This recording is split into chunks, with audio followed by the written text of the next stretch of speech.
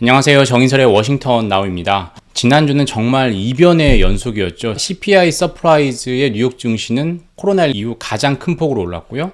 여러 요인이 겹치긴 했지만 원달러 환율은 일주일 새 거의 100원 넘게 떨어졌습니다. 저는 상당히 반가운 소식이었죠. 저한테는. 정치적으로 봐도 미국 민주당이 모든 사람들, 모든 여론조사 업체 다 틀렸습니다. 그 예상을 뒤엎고 중간선거에서 사실상 승자가 됐습니다. 상원은 다수당이 됐고 하원도 지금 어떻게 될지 모르는 상황입니다. 우크라이나에선 러시아가 요충지라고 계속 꼽혀왔던 헤르손에서 퇴각을 했습니다. 그리고 여러분들이 이 영상을 볼 때쯤 미중 정상회담이 아마 끝났을 겁니다. 이게 바로 CPI 전과 후입니다. Before and After. Before는 이렇게 다 빨갰는데 After는 이렇게 다 녹색, 다 폭등을 했죠.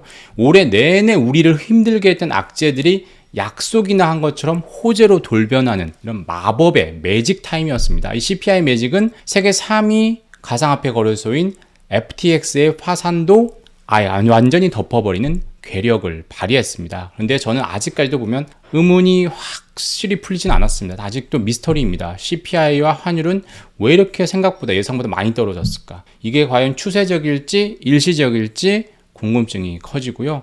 그리고 민주당의 선전이 뭘 시사할까요?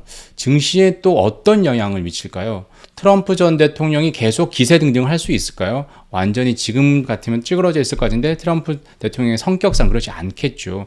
미국과 중국의 관계는 지금보다는 좀 개선이 될까요? 그리고 또 무엇보다 궁금한 건 파월이 현재 상황에 대해서 어떻게 어떻게 생각하고 있을지 그 사람의 머릿속에 들어가고 싶습니다. 이번 주는 그래도 때마침 페드 인사들이 이런 궁금증을 해소해 줄 수 있는 기회를 갖습니다. 통화정책을 결정하는 FOMC의 멤버들이 약속이 난 것처럼 총출동합니다. FOMC 폐결권 있는 사람이 12명이죠. 파월 의장을 포함해서 페드 이사진 7명과 지역연은 총재가 순번으로 돌아가면서 5명이 12명인데 이 중 11명이 이번 주에 예정돼 있는 데만 공식 석상에 섭니다.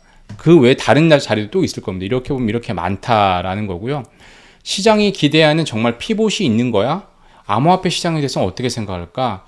그리고 정말 CPI, 물가는 계속 이렇게 되는 걸까? 금리는 어떻게 하는 거지? 이런 부분에 대해서 어떤 얘기, 어떤 힌트를 줄지가 최대 관전 포인트가 될 것 같고요. 그리고 이제 남아있는 미국 하원 선거 결과 어떻게 될지, 그리고 영국의 예산안도 글로벌 금융시장에 어떤 영향을 줄지, 어떤 내용을 담고 있을지 상당히 관전 포인트가 될 것 같습니다. 하나씩 살펴보겠습니다. 10월 CPI는 아시는 것처럼 7.7% 서프라이즈였습니다. 달러 가치 급락하고 각국의 통화 가치 다 수직 상승했습니다. 특히 원화 가치가 주요국 통화 중에 가장 많이 올랐죠. 긍정적인 부분은 전쟁전으로 돌아갔다. 저는 이걸 가장 꼽고 싶습니다. 올 1월에 7.5였고 2월이 7.9였는데 이번이 7.7 더 낮아졌다라는 거죠. 에너지와 곡물만 아니었다면 CPI가 더 떨어졌을 거다. 즉 전쟁 영향만 없다면 훨씬 떨어졌을 거다라고 예상을 해볼 수 있는 거죠. 하지만 문제는 뭐다? 계속 얘기하면 근원 CPI입니다.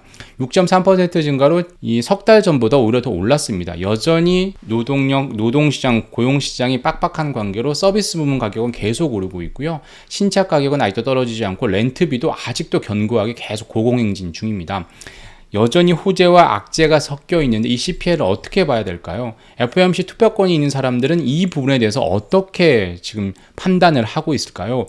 공교롭게도 페드 이사진 7명이 공식 석상에 모두 서는데 물론 파월 의장도 얘기를 해줬으면 좋겠지만 파월 의장은 발언은 예정돼 있지 않고 행사에 참석만 합니다. 거기에 뭐 만약에 기자들이 가서 질문을 하면 답은 할 수 있을 텐데 그걸 봐야 될 것 같고요. 현재는 정말 파월의 머릿속에, 페드 위원들의 머릿속에 들어가고 있습니다. 당연히 지금은 이 사람들의 가장 큰 대원칙이 균형을 맞추자는 거잖아요. 지금 7.7 서프라이즈 시장이 너무 과열돼 올라있기 때문에 좀 쉽게 만드는, 냉각시키는 말을 할 가능성이 높은데 과연 그럴지 봐야 될 것 같고, FOMC 투표권이 있는 지역 연은 총재 5명 중에 에스더 조지 캔자스 연은 총재, 이 사람들 약간 매파 쪽으로 분류되죠. 이 사람을 뺀 4명도 연설을 하게 됩니다. 이들의 발언만 좀 종합을 해봐도, 여러분 이번에 뭐 노트를 해가면서 봐도 12월 FOMC에서 어떻게 할지, 기준금리를 뭐 75bp 올릴지 50bp 올릴지, 피벗 관련 얘기를 안 할 수도 있겠지만 뭐 힌트라도 줄지, 이런 부분에 대해서 예상을 해볼 수 있을 것 같습니다. 지금 현재 예상한 바로는 파월 의장의 18번 중에 하나인 데이터 디펀던트, 한두 달 데이터 나온 거 가지고 결정하지 않겠다는 얘기를 계속 해왔잖아요. 이걸 모범 답안처럼 얘기할 가능성이 큰데, 그래도 향후 금리 인상 경로와 속도에 관한 약간의 힌트라도 얻을 수 있을지가 이번 주에 관전 포인트가 될 것 같습니다. 특히나 발언의 제약이 적은 누구겠습니까? FOMC 표결권이 없는 지역 연은 총재들이죠. 7명이겠죠. 그 중에 대표적인 비둘기파, 요즘 매일 말을 많이 하는 게 샌프란시스코 연은의 메리 데일리 연은 총재, 그리고 매파 중에서는 닐 카스카리 미니애폴리스 연은 총재, 이런 사람들이 말을 많이 하는데 이번 주에는 메리 데일리 연은 총재의 발언은 예정되어 있지 않습니다. 이런 사람들의 얘기를 잘 주목을 해보면 좀 더 FOMC, 패드의 분위기를 알 수가 있겠죠. 그래도 이번 주에 이 표결권이 없는 사람 중에서는 패트릭 하커 필라델피아 연은 총재, 레피엘 보스틱 애틀란타 연은 총재, 닐 카스카리 미니애폴리스 연은 총재들이 연설을 하니까 좀 주목해서 볼 필요가 있을 것 같습니다. 이제 그리고 미국 중간선거 얘기입니다. 예상 다 빗나갔죠. 저도 틀렸고 여론조사 입설 틀렸고 전문가들 다 틀렸습니다. 공화당의 압승 내지는 낙승을 예상했는데 하원에서도 압승, 상원에서는 어렵게라도 이길 거라고 예상을 했었는데 모두 틀렸죠. 상원에서는 공화당이 당연히 패배했고요. 그리고 하원에서도 좀 여유 있게 이길 거라고 생각했는데 혼전에 혼전을 지금 거듭하고 있습니다. 지금 이번 주 초에 아마도 상당수의 개표 결과가 나올 것 같은데 민주당이 강세를 보고 있는 서부, 캘리포니아 이런 데 아직 개표가 끝나지 않았거든요. 최종 집계되면 하원에서도 민주당이 이길 수도 있다. 역전도 배제할 수 없다. 이런 얘기가 나오고 있습니다. 아직까지는 대부분 CNN이다, MBC다 이런 매체들이 공화당이 220석, 219석 정도 가져갈 걸로 보지만 오차 범위가 4석입니다. 그러니까 이 오차 범위가 틀리면 민주당이 또 하원에서 승리할 수 있는 거죠. 특히나 상원 선거에서 최대 격전지 GMP, 조지아, 네바다, 펜실베니아에서 모두 공화당이 졌습니다. 민주당이 이겼습니다. 여론조사 신뢰도가 떨어지고 있는 거죠. 정말 생각보다 샤이 바이든, 반 트럼프의 표가 많다라는 거고, 특히 중도층들이 바이든에 대한 호감보다는 트럼프에 대한 반감, 극단에 대한 반감이 좀 크지 않았나, 저는 이렇게 보고 있습니다. 하원 선거 결과가 이제 주초에 나오겠죠. 민주당이 상원에서처럼 역전을 한다면 미국 정계와 미국 사회는 또 발칵 뒤집힐 가능성이 큽니다. 중간 선거에서 집권당이 상하원 다 승리한 것, 특히 하원만 승리한 것만 봐도 2번밖에 없습니다. 빌 클린턴 때 경제가 상당히 좋았기 때문에, 그 당시엔 탄핵 여풍이 있었기 때문에 민주당이 5석을 늘렸었고요. 9.11 이후에는 모든 미국이 다 똘똘 뭉쳤었죠. 부시 대통령을 중심으로 미국을 정부를 중심으로 뭉치자, 이런 것 때문에 공화당이 그 당시에 집권당이었지만 승리를 했지만 이번에도 하원에서 이긴다면 이건 상당히 이례적인데 한번 그 결과를 이번 주 초에 잘 유심히 봐야 될 것 같습니다. 그리고 영국입니다. 영국이 금융시장을 상당히 혼탁 어지럽게 했었죠. 구원투수로 이제 이번에 리시 수넥 총리가 처음으로 사실상 공식 석상에 섭니다. 물론 리시 수넥 총리가 직접 서는 건 아니라 제레미 헌트 재무장관이 서죠. 당연히 그 전에 16일에 수요일에 영국의 10월 물가 상승률이 나오고요. 10.3% 이상이 돼서 10.7%가 돼서 또 사상 최고치, 40-50년 만에 또 최고치가 될 것으로 예상이 되는데요. 그 다음 날이 중요합니다. 2주를 미뤄왔던 영국의 예산안을 발표합니다. 헌트 재무장관은 한마디로 그동안 예고편을 날렸습니다. 세금 늘려서 인플레이션 잡겠다라는 거죠. 파운드 가치도 정상화 시키겠다라는 거죠. 그러면서 허리띠 졸라매게 하겠다라는 겁니다. 그렇게 긴축을 하면 당연히 성장 동력, 잠재 성장률을 깎아먹게 될 텐데 그 부분에 대해서도 얘기를 하겠다라는 겁니다. 지금 영국의 상황은 영국뿐만 아니라 특히 유럽, 독일, 이런 스웨덴 주요 국가들이 고인플레 속에 경기 침체, 스태그플레이션 초입에 있다라고 합니다. 이 부분에 대해서 성장 동력을 확보하는 것도 자기는 얘기를 하겠다. 그런데 현실성 있는 얘기를 하겠다라고 했는데 정말 현실성 있는 대안으로 시장을 설득할 수 있을지 한번 지켜봐야 될 것 같습니다. 시장에서 영국의 계획이 어떤 평가를 받느냐에 따라서 글로벌 증시나 채권 시장이 17일 날 어떻게 반응하는지를 잘 봐야 되겠죠. 그 다음이 FTX 가상화폐 쇼크입니다. 금리 급등 리스크, 위험 부담은 도처에 널려 있습니다. 누가 먼저 그 폭탄을 맞고 나가 떨어지냐에 따라서 도미노처럼 연쇄적인 도산이 일어날 수 있는데 그게 이번에는 가상화폐 시장, FTX 세계 3위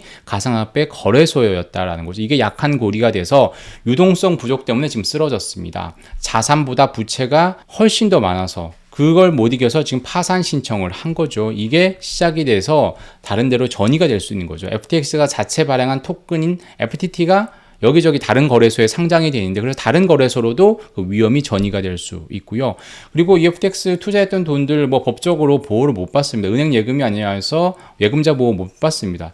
떼일 가능성이 상당히 큽니다. 자산을 매각해서 준다라고 하지만 자산보단 부채가 지금 15조 원인가 이상 훨씬 많다라고 하죠. 그래서 FTX와 거래를 한, 투자한 금융사 기관도 연쇄적으로 타격을 받을 수가 있겠죠. 실제로 일본 소프트뱅크나 헤지펀드 세쿼이어 캐피탈도 뭐 2억 달러 이상 투자를 했다라고 합니다. 이 정도에서 끝나면 다행이지만 또 숨어있는 부실, 숨어있는 다른 피해자들이 나온다라고 한다면 사태는 일파만파가 될 수가 있고, 일각에서는 제2의 루나 사태가 재현될 수 있다는 거죠. 루나는 스테이블 코인 시장이잖아요. 어떤 자산을 기본으로 해서 코인을 발행하는데 그 자산이 문제에서 지금 미국 국채로 상당히 많이 바꿔놨는데 코인 업체들이 여기서 만약에 문제가 생긴다면 또 증거금처럼 보존되어 있는 국채에 대한 마진콜이 있을 수가 있겠죠. 그렇게 되면 상당히 좀 사태가 어떤 제도권 금융시장으로도 상당히 확산될 수 있다는 거죠. 테더라는 업체만 예로 들면 준비금 680억 달러 중에 400억 달러 가까이가 미국 국채라는 거죠. 그래서 혹자는 FTX 사태를 코인판 리먼 사태가 될 수 있다라고 얘기를 하고 있고, 또 누구는 그냥 회계부정, 앨런 사태, 그야말로 도덕적 일탈이다. 그만의 얘기를 할 수 있다. 이게 바로 뭐 대표적인 레리 서머스 전 재무장관이 이렇게 얘기를 하고 있죠. 그래서 FTX 사태가 회계부정으로 끝이 날지 아니면 금융위기에 제2의 리먼 사태처럼 도화선이 될지 이번 주에도 상당히 유심히 지켜봐야 될 것 같습니다. 이 밖에 14일 뉴욕 연은 미국 시간으로 내일이죠. 기대 인플레 수치를 발표를 합니다. 기대 인플레라는 게 금리로 계속 올리는 이유가 이 기대 인플레를 꺾기 위한 거죠. 미시간대가 발표하는 기대 인플레이션 지난주에 나왔는데 이건 상당히 상승했습니다. 뉴욕 연은에서 나온 걸 좀 더 공신력 있게 보는데 이게 과연 꺾이는지를 봐야 되겠죠. 지난달 같은 경우에는 그 1년 기대 인플레는 꺾였는데 5년과 3년물은 조금 반등했었거든요. 이게 상당히 위험한데 과연 어떻게 될지 봐야 될 것 같고요. 그리고 긴축이 계속해서 미국 소비에 타격을 줄 것이다 하는데 생각만큼 타격을 안 주고 있습니다. 이번에도 아마 또 반등할 걸로 예상이 되는데 16일에 미국의 소매 판매 이 수치가 나오는데 그걸 한번 봐야 될 것 같습니다. 호재에 대한 갈증을 일부 해소해줬던 게 지난주의 사건이었는데 이번 주에도 이어질 수 있을까요? 이번 주에는 이걸 어떻게 해석해야 되고 앞으로 어떻게 될지가 좀 더 관전 포인트가 될 것 같습니다. 경제 지표보다는 페드 인사와 영국의 제러미 헌트 장관의 입에 발언에 좀 더 귀를 기울여야 되는 시간이 될 것 같습니다.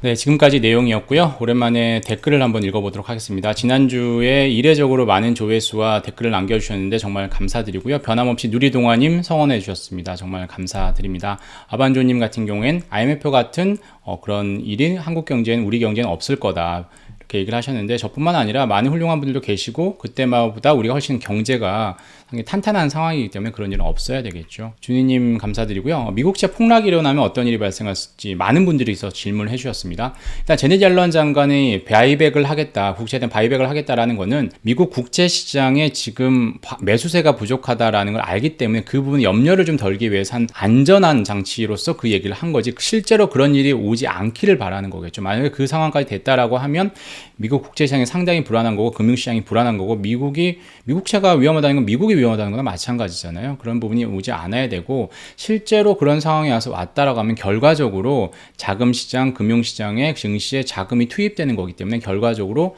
양적 완화, 유동성 증가에 같은 영향을 줄 수 있을 것 같습니다. 현이파님 같은 경우에는 파월 의장에 대한 음모론을 제기하셨는데 파월 의장이 주식 자기 팔고 금리를 올리기 시작했다라고 했는데 실제로 그렇다면 이건 뭐 부당거래고 내부거래여서 수사를 받아야 되겠죠. 하지만 그 시기적으로 그런 측면이 있긴 한데 저는 그렇지 않다. 그런 정도의 신뢰는 있어야 된다라고 생각을 하고 있습니다. 제이미님 같은 경우에 시장이 위로 가려고 상방으로 가려고 하는 힘이 뭔가에 대해서 질문을 해주셨는데 오르기를 원하는 간절함 아닐까요? 저를 많은 사람들을 비롯해서 또 유동성의 힘이라는 게 있잖아요. 아직까지 코로나19 이후에 유동성이 풀렸다가 지금 다 회수된 건 아니잖아요. 그래서 이게 증시에 좀 있다가 다른데 안전자산으로 갔는데 그게 여기서 떠돌면서 유동성의 힘 때문에도 상방으로 가려고 하는 힘이 그런 구실만 나오면 그 자금이 다시 증시로 모일 수 있는 그런 상황이 되는 것 같습니다. 마티 프리드님 같은 경우엔 저희 한글마에 분업화가 잘 돼서 참 좋다라고 하는데 저는 매주 월요일에 증시 전망을 하고 있습니다. 다른 훌륭한 선배들은 더 좋은 방송을 하고 있고요.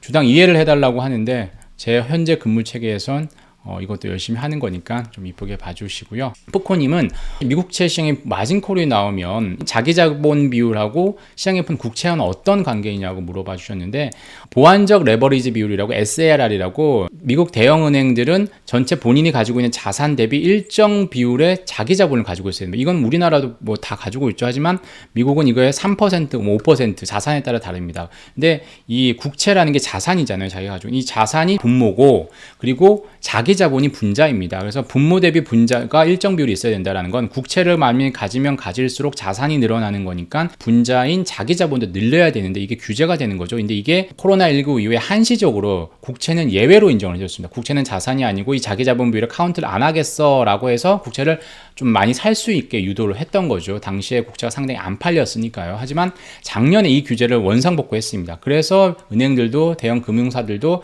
미국 국채를 덜 사고 있다라는 건데요. 그래서 만약에 마진콜이 나오게 된다면 국채가 여기저기 막 팔리면서 금리가 올라가고 가격이 떨어지는 거겠죠. 분모 자체는 작아지는 거긴 하겠지만 이 자기 자본 비율에 바로 직접적인 영향을 주진 않지만 이 규제와 이 부분은 이런 상황이 있다는 걸 알아주시면 좋겠고요. 킹 유닉스 님도 자기 자본에 대해서 이 바이백에 대해서 질문을 해주셨고요. 해피히티 님 지난주에 저희 피헤라 님이 댓글에서 상당히 많은 관심을 보여주셨는데 저는 이런 게 다 관심이라고 생각을 하고요. 해피히티 님 감정적으로 잘 이겨내라는 응원만 열심히 제가 받도록 하겠습니다. 예, 진리74님, 제가 지금 FOMC 간담회 밑에 4열에 앉아 있는데 2열에 앉는 그날까지 응원하겠다. 1열에 앉을 수 있도록 노력을 해야 되겠죠. 3열 가기도 상당히 힘듭니다. 아무튼 2열 앉는 그날까지 열심히 해보도록 하겠습니다. 제이킴님 감사드리고요. 조우님 같은 경우에는 파월의장이 아서번즈의 잘못을 시행착오를 재현하지 않도록 노력하고 있다라고 하는데 금리를 천천히 올려서 인플레를 장기화시킨 장본인으로 지금 거의 굳어져 가고 있죠. 역사에 남지 않기 위해서 노력하고 있는데 이 부분에 대해서는 한글마의 저희 거두이신 윤재성 뉴욕생명 CIO께서 많이 설명해 주셨으니까 저는 더 설명을 안 해도 될 것 같습니다. 제이님 같은 경우 위기의 원인이 바이든이다라고 했는데 이게 중간 선거를 통해서 심판을 받을 거라고 다들 예상을 했는데 심판이 안 됐고 3대 격전지에서 다 승리를 했죠. 그래서 인플레이션이 지금 좀 완화되고 있다 이런 느낌을 받는 거고 극단주의 극우나 극자로 가지 않으려는 중도층의 어떤 그 결정, 판단이 있지 않았나 저는 그렇게 보고 있습니다. 네, 오스틴 제이슨 TV님 같은 경우 FOMC 미팅 때 기자간담회 때 닉 티밀하우스 월스트리트저널 기자에게 사인을 받았냐고 물어봐 주셨는데 사인을 받지 않았고요. 제가 이번 프레스 컨퍼런스 때는 얘기를 안 해봤지만 지난 8월에 잭슨홀 출장을 갔는데 같은 비행기를 탔습니다. 그래서 닉 기자에게 내가 네 트윗도 팔로우하고 상당히 기자에 도움을 받는다라고 하니까 아주 드라이하게 고맙다라고 얘기를 했는데 좀 더 친분을 쌓아서 사인까지는 아니더라도 좀 더 가까운 티를 낼 수 있는 상황이 될 수 있도록 노력을 하도록 하겠습니다. 많은 분들께서 성원해 주셔서 감사드리고요. 여러분들의 성원에 제가 보답하는 길은 더 좋은 영상을 더 재밌게 만드는 건데 앞으로 많이 노력을 하도록 하겠습니다. 오늘은 여기까지 하고 저는 다음 주에 다시 찾아오도록 하겠습니다. 감사합니다.